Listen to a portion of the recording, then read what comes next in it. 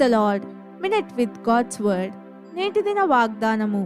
కీర్తనలు 6:9. యెహోవా నా విన్నపము ఆలకించియున్నాడు. యెహోవా నా ప్రార్థనను అంగీకరించును. మోషేకు పెద్ద చిక్కే వచ్చింది. 30 లక్షల మందిని ఐగుప్తు నుండి తీసుకెళ్లాలని ఆజ్ఞ వచ్చింది. ఇంతమందిలో తప్పనిసరిగా కుంటివాళ్ళు, అంగహీనులు, గ్రిడ్డివాళ్ళు, పక్షవాతం గలవారు ఉండే ఉంటారు. వీరిని తీసుకెళ్లేందుకు అంబులెన్స్లు కానీ మరే ఇతర సదుపాయాలు కానీ అక్కడ లేవు. అటువంటప్పుడు వారి గతేంటి?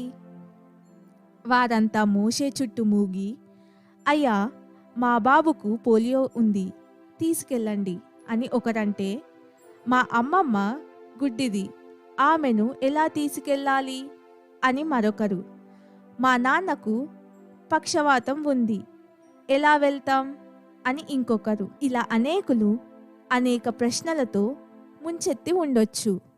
అందుకు మోషే, గొర్రెపిల్లయే దీనికి జవాబు అని చెప్పాడు. అవును, ఆ గొర్రెపిల్ల వారి సమస్యలను తీర్చింది. గొర్రెపిల్లను మంటలో కాల్చి తినాలని దేవుడు వారికి ఆజ్ఞాపించాడు. ఎందుకంటే వారిని స్వస్థపరిచేందుకే. ఇశ్రాయేలీయులు ప్రజలకు గొప్ప స్వస్థత శక్తి విడుదలయ్యింది. ఇశ్రాయేలు ప్రజలు ఐగుప్తు నుండి బయటికి వచ్చినప్పుడు ఏ ఒక్కరూ బలహీనులుగా కానీ వ్యాధిగ్రస్తులుగా కానీ లేరని బైబిల్ చెబుతుంది. అయితే ఇప్పుడు మన సమస్యలకు దేవుని గొర్రెపిల్ల జవాబుగా ఉంటున్నాడు.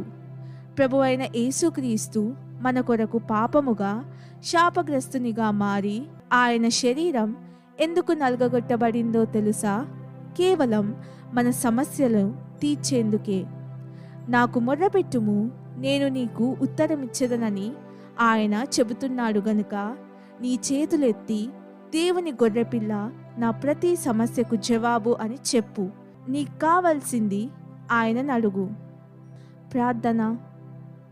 యేసు ప్రభువా, నన్ను నీతిమంతునిగా చేసేందుకు నీవు నా కొరకు పాపముగా చేయబడినందుకు వందనాలు.